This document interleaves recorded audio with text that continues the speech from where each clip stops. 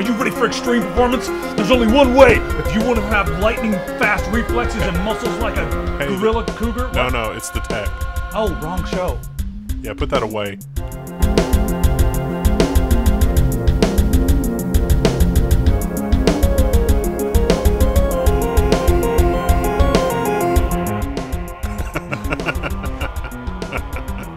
Oh, so you're watching the tech, not Rip Force Fusion Muscle show. Rip Force Muscle Madness Fusion 2012. Yep. 2012. It's We're not cool enough to have it be this year. It's got to be last year. We're still shooting last year's episodes. Let's catch you guys up on what's happening in the world, shall we? First off, there's a lot of game deals this weekend, and there's a link in the description that says game deals. If you click on that, it'll take you to our website, and we have listed a bunch of cool game deals for you guys. First off, all of the Bethesda software games, and that includes the entire id catalog, they're on sale for half price at Gamersgate. We're talking Dishonored and Skyrim and Elder Scrolls games and Doom 3 BFG Edition, Fallout 3, etc., etc., etc., even Rage, if you missed Rage and still want to go back and play it. So that's pretty cool. We got a bunch of sales going on Gamersgate. You know what I've been doing? I haven't slept in days. And I got this game on sale a while back, XCOM. And then I started playing XCOM. The new XCOM. Yeah, the new one, Enemy Unknown. It's similar in a lot of ways to the old one, like the mission control and all that stuff is very similar. The fighting, I think it might be my favorite turn-based fighting ever. It's keeping me up all night. It's very difficult though. Like really difficult, like frustratingly difficult. Like sometimes I'm like, this game is cheating. Like my position is like this on the keyboard, and then this. Those are my two positions while I'm playing XCOM. I've been playing an XCOM clone on my Android phone, like the original XCOM. Oh yeah, is it any good? It's kind of fun, yeah. What's it called? Xeno Wars. I've heard of Xeno Wars. I've not installed that. Yeah, it's not actually bad. It's actually pretty fun. The graphics are a little chunky, but the gameplay is a lot of fun. Next up, Bitcoin mining team. Thank you guys. You guys are helping us develop the future of tomorrow, of the world, of whatever. So just go to techsyndicate.com/Bitcoin. And right now it's almost impossible to mine for yourself, so mine for us. I mean, if we all join together, we can make Bitcoins. And the Bitcoins are going straight into web development. And the list of stuff will show you how many mega hashes per second you're generating on the website. Yep, you just go and you click a button, and you're pretty much done. It's so easy that I'm not even going to go into it. Let's talk about what's going on in the world. This guy right here is holding a thing in his hands. I don't even prepare anymore. I just open up a tab and we must elevate. Happening. That's just so juvenile. We must elevate. Elevate. I'll make this quick. Another shout out to our friends in Vermont. You guys seem to be ahead of a lot of things in America. They've got some new drone laws that will require people to get warrants if they're going to be using drones, and they're not allowed to have weapons on their drones, and the facial detection is like a no-no unless you're just looking for one specific person. And if you're using drones in an emergency situation, you still have to get a warrant within 48 hours, and if that warrant's denied, you're going to get punched in the face with a fish. Well, it's what we're trying to say is that the law has a lot of very specific technical features to it about face recognition and that sort of stuff. It's not like one of these like really vague laws that are meant to give immunity to the police forces and to the FBI and to the government. It's a law that has very specific, like you just said, allowances for how and when and what and where can happen with the drone. And yeah, if we're going to be using drones, I mean, the technology's here. People are going to be using them all over the world. But encourage your, whatever, parliament member, congressman, Congress critter, I think we call them, don't we? Responsible uses of drones are generally very encouraged. Mm-hmm. Speaking of responsible, so the Liberator gun, right? Defense Distributed, they released a CAD file that would allow you to print your own plastic gun. Now, here's the fun thing about this gun. The fun thing. Man, the FBI is going to show up. This is not fun. The interesting thing about this gun is that it's plastic. You can print it on your own if you have a, like a MakerBot or something. And then you can travel with it because, it's not metal. You can just put it in your luggage. Did you think about that? Well, they actually put a steel bar inside it so that you couldn't, the one that they printed has a spot for a steel bar. So you still have to have metal. You don't have to have metal in it, I guess. But I've heard of like people being able to print them and use them without the metal. Yeah, maybe. So you can get right around and even then if you just have a steel bar in there, even then it's not going to be It'll still be detected in metal detectors and stuff. It was like 3 ounces of metal, which is enough to set off the metal detectors. Well, I mean, I throw a lot of that kind of stuff. I carry around cameras and stuff, and every once in a while I'll throw something just fun into my bag. And, we'll see what happens. Like, oh, you got this crowbar. What are you doing with that? Oh, I was going to crowbar around after I land in San Francisco. It's always good to have a crowbar. And they're like, oh, okay, and they put it back in there. My hobby is taking pictures of this crowbar in front of national landmarks. Yeah, and then with the tag Gordon Freeman was here. So anyway, 100,000 people downloaded the schematics, and the Department of Defense, they finally freaked out after 100,000 people said, please, downloaded this thing. I think it was the State Department. Is it? The article title says Department of Defense, but that's wrong, I believe. I believe it was the State Department. Because the ATF said it's fine. Oh, yeah? Yeah. Of course they did. Tobacco and guns. Well, the Department of Alcohol, Tobacco, and Firearms said, oh, yeah, 3D printing, we're not really worried about it for right now. Because, I mean, this 3D printed gun, you can fire it like, 1 to 3 times before it breaks. That's all. Yeah, 3 people dead, no big deal. Anyway, so there's a complaint here, and they've taken it off of their website. If you guys want to get the CAD file now, you're going to have to go to like torrent sites, underground websites, or Kim.com probably has a copy for you on mega.co.nz. Indeed, nz.co or whatever. Indeed, he does. He does? Indeed, he does. Yeah. So, yeah, you guys can talk to Kim.com about that. He actually released some other stuff this week. We don't have an article for it, but he did a full frontal assault on the White House, saying that they're corruption and that they're the lobbyists' lapdogs. And it's a 48-page paper, and there's documentation and references and blah, blah, blah. I don't want to ever hear full frontal and Kim.com in the same sentence again. With juvenile, elevate, phrasing. Oh, God, because my brain. I've got a headache right now, so my brain just, hears bits and pieces of things and puts things together and, what? And then I catch up with you a minute later. I'm like, oh, Department, okay, he's assaulting the government with a full frontal thing. Full frontal assault. So he's sending them pictures of full frontal nudity of himself to the government. That would be a form of full frontal assault. Where can we find this? The internet. It was on Torrent Freak. It was but I think there was a bunch of other places that carried it. I think it was actually on the NZ Herald website. All right, let's move on then. Tesla, the consumerreports.org, it's their top scoring car this year. But not only that, the Model S, it's their top scoring car since 2007. Yeah, that's like 11 years. Tesla S owners are extremely satisfied. That's they might be more satisfied than the original hybrid owners that spawned a whole series of South Park episodes about people being smug. Yeah, hybrid owners or whatever. Smug hybrid owners, bastards maybe. I don't know. So Ars Technica, they have a butterfly. Ars Technica has a Butterfly Labs Bitcoin miner. Did you read this article? Yeah, it actually works. Yeah, and they said it works to the spec. And, of course, it's not as fast as the ridiculous ASICs coming out of China, but it works like they say it works. What are all the holdups then? If it works and they're making it, I mean, they having trouble printing the PCBs or what? I would say that it's probably either having trouble printing the PCBs or they're having trouble with the Fab Lab where they're fabricating these ICs, because I think these are powered by custom ICs, not FPGAs. So literally, it's a silicon fabrication facility somewhere. So yeah, it looks really custom. But when this happens, it means it's no longer going to be cost effective to mine with a GPU. The difficulty will increase. So what we're going to need to do is figure out something else to do to generate money to make the website amazing. Bitcoin will no longer be mineable, really.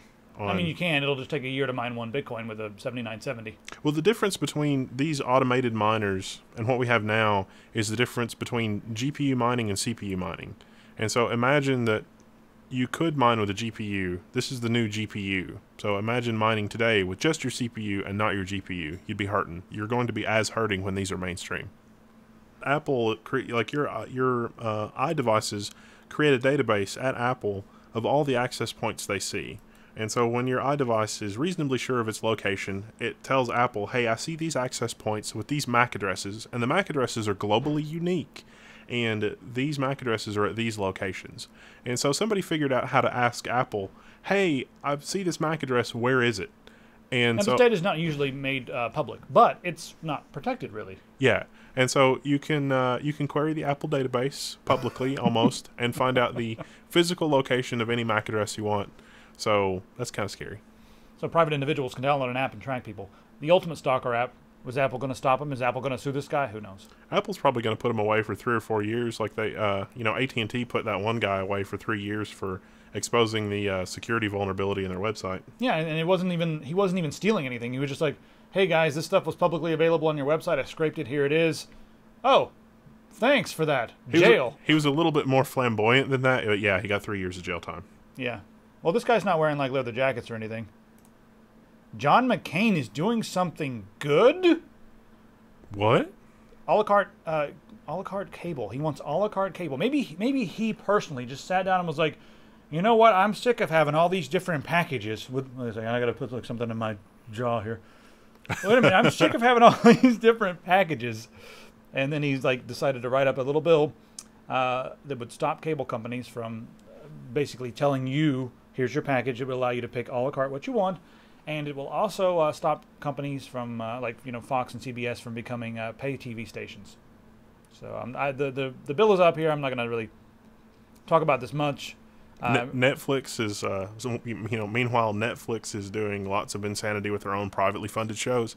Yeah. Arrested Development in just a couple of weeks. There it'll be. So you guys can read that if you want. I have not read the entire his entire bill here. A bill. There it is.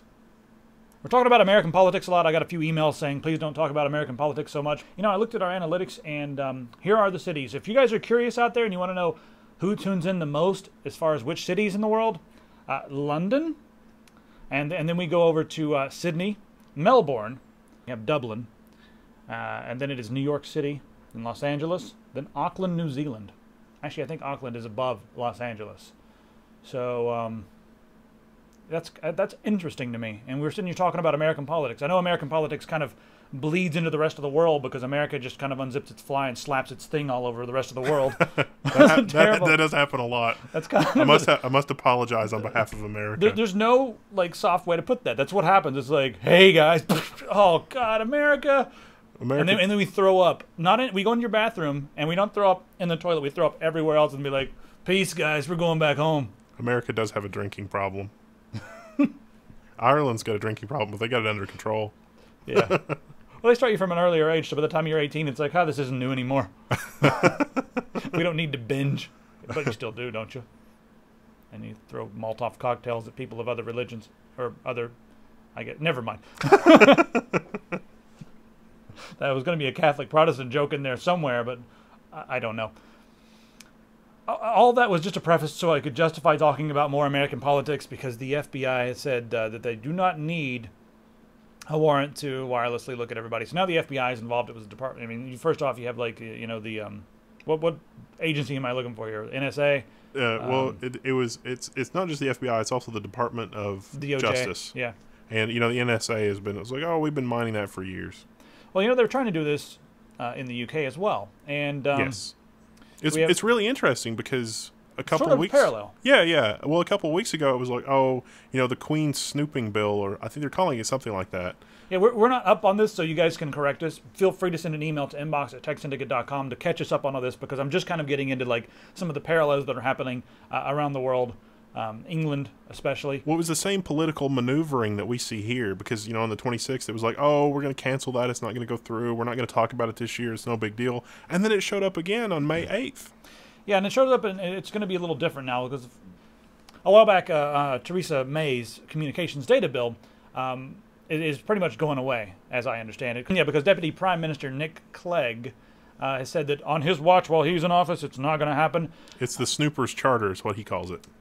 But the big problem is they're presenting the problems, and I think the Queen in her speech today said that the problem is that you cannot link an IP address to an individual, which is something we've been saying for a long time, and they're trying to find a solution to that problem, which makes me think that what they're going to do over there is use this as a way to justify the necessity for deeper surveillance, as in wiretapping, things sort of like Echelon, where they just these gigantic databases that track you based on patterns, and they can predict where you're going to go, what you're going to do, and they just maintain all of your data. So they may be, I guess, slowly conditioning the public so that they can introduce something like this. So be on the watch for that. And I want to know, guys, is Nick Clegg a decent guy? I have not been following the politics in this part of the world. So let me know what you guys think about this. We're going to start taking a closer look at this because America, you know, well, you know, on the 26th, it's not the most important place in the world. On the 26th of April, it was like, oh, this is dead. You're never going to see the light of day, blah, blah, blah. And then, you know, here it pops up again. It's like, oh, we really need to take another look at this problem. And it's not, the insidious thing here is that there is an IP address shortage, and an IP address can't be traced to a person. But is that justification for recording everything? You know, just because a postal address can be shared by a couple of people, is that reason to rifle through everyone's mail? I don't think so. I mean, it's Stalin's whole thing. It's like, well, you know, if you're not doing anything wrong, what are you worried about? Yeah. That was something that Stalin said. So, but that's not the way it works. That's sort of like everyone is guilty, and we're looking for reasons why. And if you're not guilty, you shouldn't worry. All right, moving on. Let's talk about Windows 8. Windows 8 has caught up to Windows 7 as far as the sales go, and they're like head on. It's 100 million licenses out there. That's 40 million new licenses since January. So Windows 8 is doing well. Microsoft came out and they publicly stated that they were aware that Microsoft 8 missed expectations, and they conceded that it sucked. That's not the exact terminology they used, but they pretty much came out and said, yeah, guys, we understand that it sucks. It's not what we wanted it to be. And they also said that they were the last guys in the room to realize that it sucks. So they said they're going to be fixing it and changing it. I mean, they really put all their eggs into this basket where they thought the tablet interface and the desktop interface was going to sort of become the same thing, and that's what people wanted. It turns out they didn't really want it that way. They wanted to be able to, I guess, have information spread across multiple devices, but that doesn't mean that, you know, each device should have the exact same interface. And I hope they're going to fix this with Windows Blue. I don't care. Everyone's like, hey, you looking forward to Windows Blue or Windows 1.1? I don't care. I've got Start Is Back. It's like Windows 7 with all the benefits of Windows 8, and I like it. I'm very happy now. We made our video that's got a gazillion hits called Windows 8 It's Almost Not Terrible, and that version, the original version of Windows 8 out of the box, sucks. But for a desktop user who needs to multitask and just get stuff done. But with Start Is Back, it fixes all that. Charm's gone. Start screen, gone. And I'm happy. Well, they made a lot of, I would say that Windows 8 is more consumerized, and therefore is more of a failure of a product, because they took out a lot of really useful things like shadow copy. Yeah. Why would Where they the hell do is that? shadow copy? Why would they do that? That makes no sense. It's also the situation that you find yourself in is switching between desktop apps and Metro apps, and that is a painful, terrible user experience. So how is Windows doing on a mobile from a mobile standpoint? Well, let's put it this way. Damn, this Star Wars article is in my way. So how well is the Microsoft Mobile Operating System division doing? Well, Android is currently their most profitable mobile operating system. Huh. Wait, Android? Android is Microsoft's most profitable mobile operating system. Yep, because every time Google does something with Android, they have to pay some licensing fees to Microsoft. For the Exchange ActiveSync and things like that. Yep. Wow. So that's disturbing. It is disturbing, but it cracks me up. More Microsoft news. Microsoft wants to buy Nook. Now, this is a rumor. They want to buy Nook and the entire Nook ecosystem. Now, you know, when Nook first came out, it was valuated at about $1.7 billion. And right now, the entire Barnes & Noble company is only worth about $1.6 billion.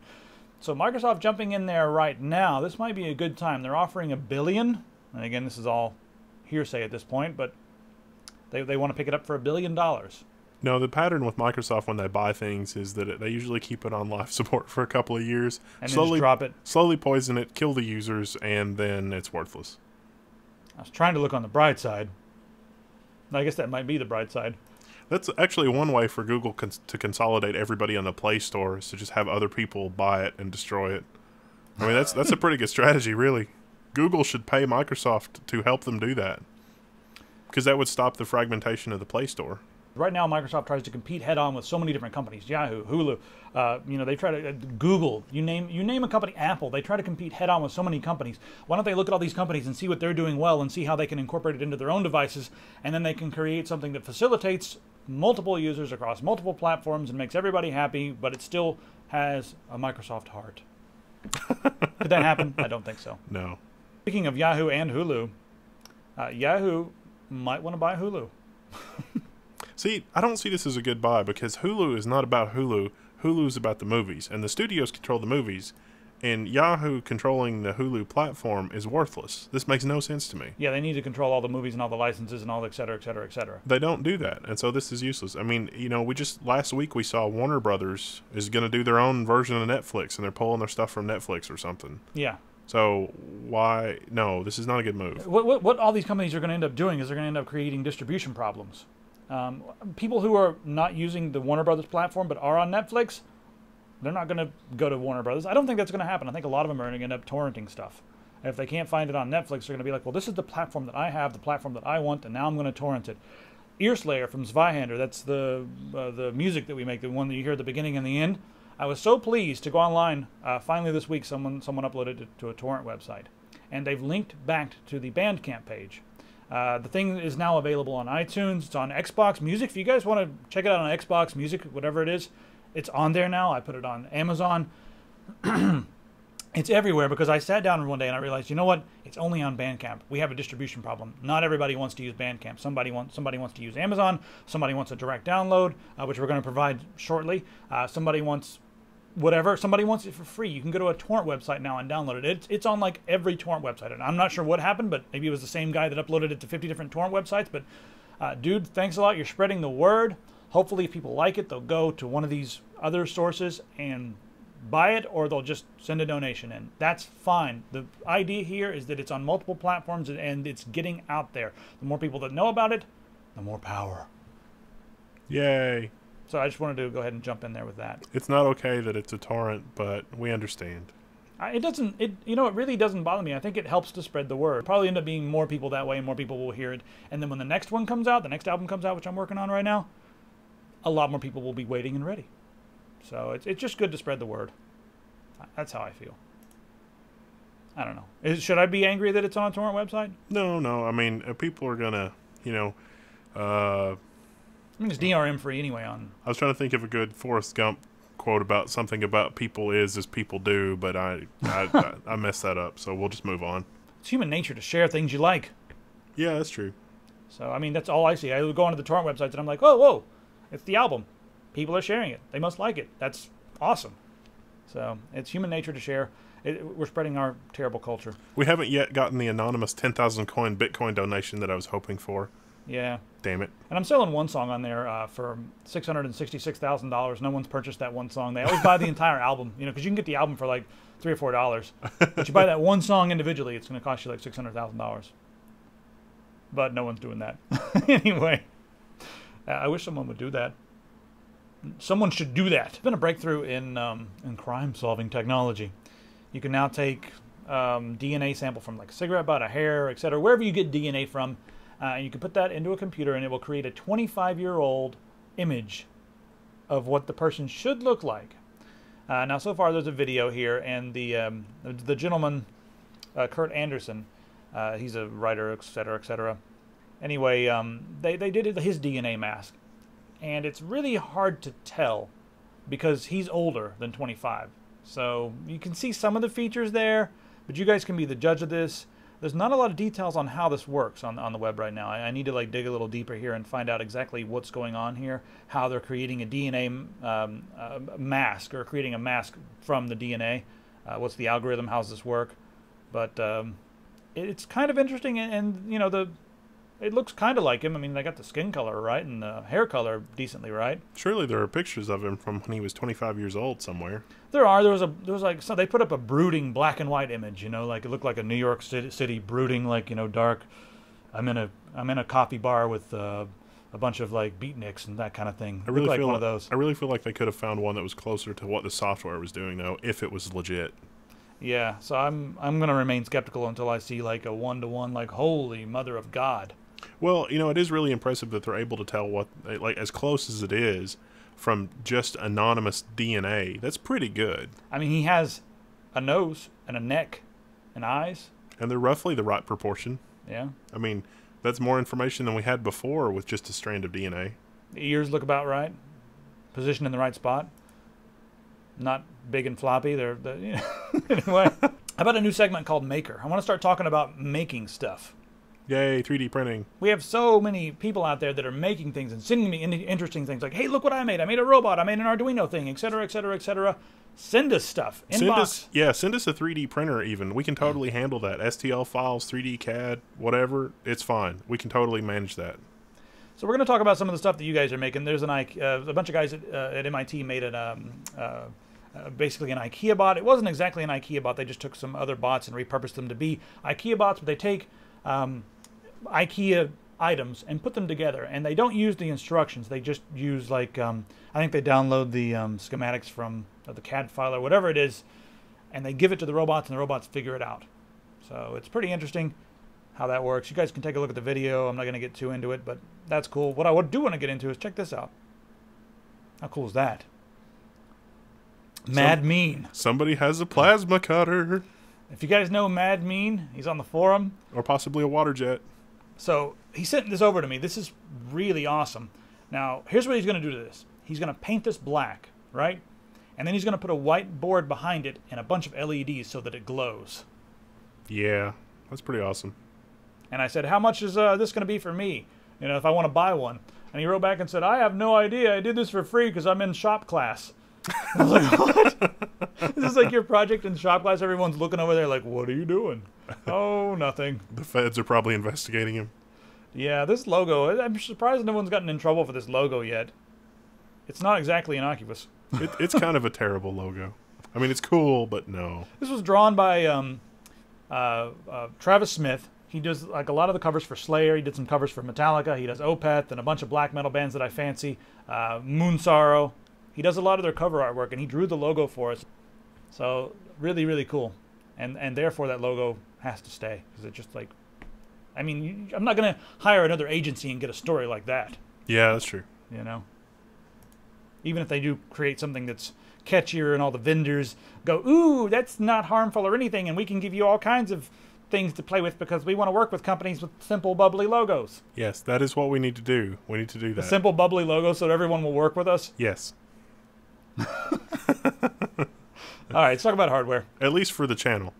Yeah. Well, we do. You know what we do need, and someone out there, maybe you guys can make this. Some companies have been requesting, you know, like the little like legit reviews recommends this product, and they got the little badge or whatever, like our hard OCP, gold product or silver product. We need some of those things. A couple companies have asked us for those things so that they can stick them on the outside of their boxes. So you get them in the mail, it'll be like Tech Syndicate approved. Yay. We should make some of those. I don't know how to do that. Yeah. I told them just to write it on there with a crayon. They're not going to do that. No. And see, that's exactly the wrong word. You need to send this stuff through Cheryl. Cheryl can manage all this stuff. All right, I'll tell Cheryl to take care of this. Hardware, Intel i7 4770K Haswell. They're starting to surface. Rumors are starting to surface. We're still not allowed to talk about this stuff, but everybody else is talking about it. All the people that were not at the event that we went to. Anyway, it was overclocked to 8 gigahertz. The voltage at 8 gigahertz, 2.259 volts. Wow. It's practically, it's got a molten core at that. It's ridiculous. There's a video here. You guys can watch it. Yeah, everything that we're talking about is on that one website link. Disclaimer. The NVIDIA the NVIDIA GTX 770 and 780 have been pictured in the wild. The GTX 7 Cuba and the GTX 780. Oh, they're going to like they're going to their own island names now? Yeah. But it's just a rebranded GTX 6 St. Kitts and Nevis. Yes, oh God, running the Bermuda Core. That's the thing. They call it the Bermuda Core because only 1 in 5 of them work. The other ones just go down. What? Oh, the 770 appears to be a rebranded 680. And the 780 appears to be fast as hell. We don't know much about it, but yeah, the 770 is a GK104 GPU. It's got 1536 CUDA cores. Let's scroll down and take a look at the specs. The cooling unit. Now, it may be... that looks like the exact same cooling unit as what they're using on the Titan. So they're giving you the big fancy cooling unit. And I guess they'll have to because those things are going to get hot. Higher clock speeds, of course, on the 770. The GTX 780, it's GK110, just like the Titan. And it only has a few less CUDA cores. So it's going to be, I don't know, maybe 3/4 of the price of the Titan. maybe a little less than that. So I would say it's going to be almost the same speed. I mean, we're talking 2688 CUDA cores on the Titan, 2496 CUDA cores on the GTX 780. I've already emailed NVIDIA, said, hey guys, can we come out there and look at them? So maybe we can go out there and look at those things. I'd like to see those things in the wild and touch them. I want to touch them. If you guys are curious about some of the Z87 motherboards coming out, I know several different companies have had different products leaked, or maybe they've leaked them themselves for press. But Tom's Hardware has put up a few Asus Z87 motherboards that we cannot really comment on at this point. And we're not going to comment on because the details on this are really just nothing in fluff. I mean, you can see pictures of them and whatnot, but the real meaty details, those are coming soon. Those won't be available until June 2nd. And one thing I am going to point out, and I'm going to say that Tom's Hardware is absolutely wrong on this. I'll quote from Tom's here. The most intriguing motherboard, though, is the Z87i Deluxe Mini ITX board. No. No, Tom, that is not. And you guys do not even know what the most intriguing motherboard is. I don't think that you can even do that. You don't think so? More Haswell news. The Haswell C6 and C7 sleep states are not going to be supported by most current power supplies. Right now, there's a slew of power supplies that do support them, and Intel has a link. There's one here in this TechSpot article. You go there, and there's a bunch of them. It looks like Corsair has a number of them that work with it, and there's one that's not on there that I'm gonna give a shout out to because I quite enjoy this power supply. Where's the box? It's the Vector G series from Sigmatech. I was pleasantly surprised. There's a review coming up on this in a few days. It's brand new. No one has a review on this, and not a lot of people are talking about it.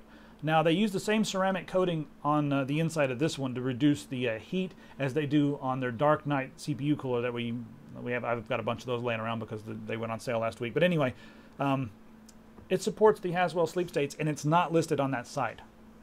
So just letting you guys know. This one here is 80 plus gold. It's 92% efficient, and yeah, I'm really enjoying it. So, also looks pretty badass. We'll test it once Haswell comes out. Yeah, we'll test it with those. But right now, I just wanted to give it a shout out because we've been using it for a couple weeks and it's doing a hell of a job. So, hey, you know, no whining capacitors or anything like that. Decent components. NASA is migrating all their International Space Station computers from Windows to Linux for stability. They should have done this a long time ago. They're running Windows Vista in the International Space Station. Massive props to Debian. Yeah, the Debian is going to be used on all their workstations. What are they using on their laptops? I forgot. It's listed here. But Debian 6 is going to be used on all their workstation computers up there. Excellent. Very cool. Didn't have much to talk about with science this week. I'm sure there's a few other things that are interesting, but I didn't want the segment or the show to go long. Gaming. Grand Theft Auto is going to be on PC according to a Romanian e-tail website because they listed it for PC and it's for sale. There's that. Also, Microsoft, their internal people have confirmed that the Xbox will work even if you're not connected to the internet, especially if you're doing things that you normally would do without an internet connection, like playing a single-player game. Basically, the bottom line is that if it's something you think you do not need a connection for, more than likely you're not going to need a connection for it. Well, you got to have a little bit of paranoia here, though, because this is the console itself. It's still up to the individual game manufacturers how they decide to use it. So an individual game manufacturer could still have an online requirement. So like EA can put insidious DRM into their games. Yes. As if they haven't learned their lesson already. No, they have not. They have not learned their lesson. I thought they came out and said, SimCity has taught us a valuable lesson, and we realized that DRM does not work. Was that just one guy saying one thing, and then the rest of the company's like, shut up, shut up, shut up? Yeah, no. What happened with SimCity is like, well, this was a good idea. It was just poorly executed. It was like, no, it was a terrible idea. Last thing we're going to talk about, a lot of people have emailed me asking for my opinion on this. Speaking of EA, they now hold the license to Star Wars. Making the Star Wars games is going to be their responsibility, and they've got guys from DICE, makers of Battlefield 3, from Visceral, they make the Dead Space series, and from BioWare, all together to develop Star Wars games. How do I feel about this?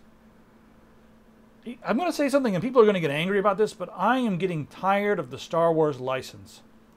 It's just everywhere, and I want something new. What about like a Firefly game or something? That would be interesting. The Firefly universe, you get a lot of mileage out of that. Yeah, there's a lot of other universes out there that we could be exploring, and we just keep exploring this one universe. How many storylines can we have about Jedis and Siths and incest? If you guys are wondering what you should be playing, here's Pistol to tell you what to play. So my last segment was focused on gameplay, since Primal Carnage is purely just gameplay. This one is going to be focused on story. The game in question is The Dig, and I'm not saying the gameplay of The Dig is bad, because I think the gameplay is also great, but the story is just amazing. It's a science fiction point-and-click adventure by LucasArts, made in 1995. I play this game over and over, random times as the years pass. I just love it. You ever find yourself in the mood where you really want an interactive story? You don't necessarily want to read something or watch something. You want to play something with an amazing story. It's kind of like playing a book. The 3 writers of this game are Orson Scott Card, Brian Moriarty, and Steven Spielberg. Now, Orson Scott Card, if you do not know who he is, he wrote the Ender Saga, and there's an Ender's movie coming out sometime soon. I can't even tell you how many video games I've played, and I haven't played any game that has a story anything like it. The only thing I could say that would be similar to any other game is that there's aliens. But, the rest of it is completely unique. Some of the characters you'll kind of grow to love or just be indifferent about, and then other characters you will genuinely hate. And you'll carry this hate with you until the day you die. Anyone who's played The Dig probably knows at least of one character I'm hinting at. Yeah, we can't say it because it'll ruin part of the story. Yeah, I really can't say anything about this story because it's so unique that it will spoil, any piece of information I give you will spoil it. Because it's a point-and-click adventure game, it has puzzles.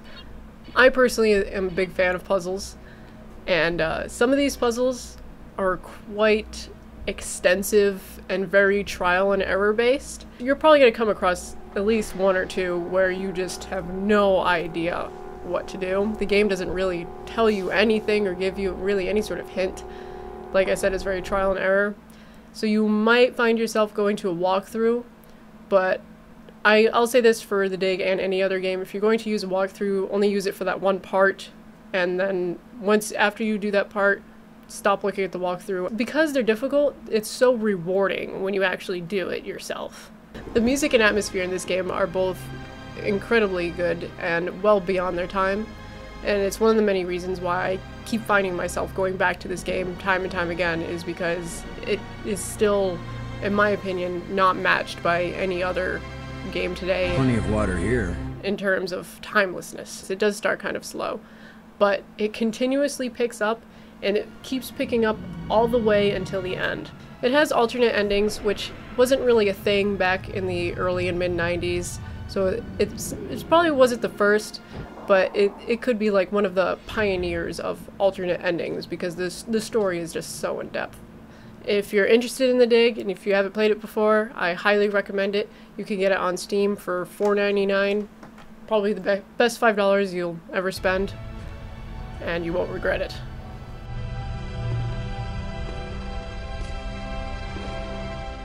I like what she has to say about the fact that sometimes you feel like sitting down and reading a book, but sometimes you feel like reading or playing a really amazing story. And there's not a lot of games coming out that have amazing stories like that. There are some on the indie, I guess in the indie field, but it's a really good story. So sit down and play The Dig. If you don't want to sit down and play The Dig, you can click on the link on the bottom of the screen, and you can watch her play The Dig for like 6 or 7 hours. She streamed the entire thing. I didn't make it that far. Yeah. Well, you've already played through The Dig, so you... Well, in like 1985. Yeah, exactly. Like, she's playing stuff, and she's like, remember this part? And I was like, no. But I gave her full throttle. She's playing that now. Anyway, and I recommend XCOM. That's all. This is going to be another long episode. I want to read. We didn't do a rant 30. I want to read. It's a simple statement, has such existential meaning. It's like, it just came out because so much work, and I just want to read. Sometimes I just want to sit down and read, and I'm like, I can't read.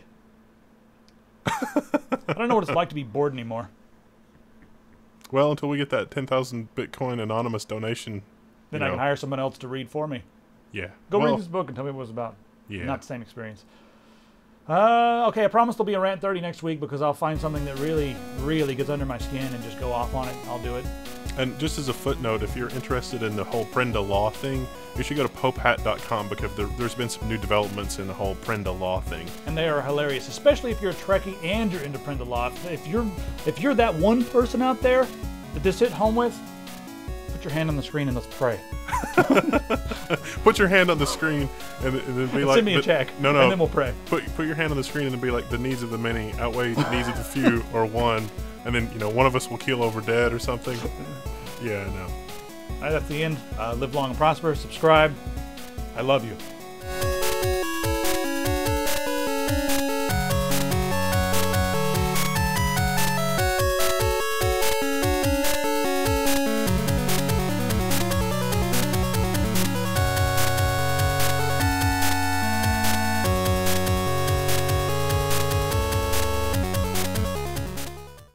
Deputy Prime Minister Nick Haswell's sleep states C-sex. C-sex down by the seashore. No, you gotta cut. That's too juvenile. We gotta elevate. I mean, George R.R. Martin showed up for the. I mean, he's pretty much got his story is pretty much Jedi's and Siths and incest.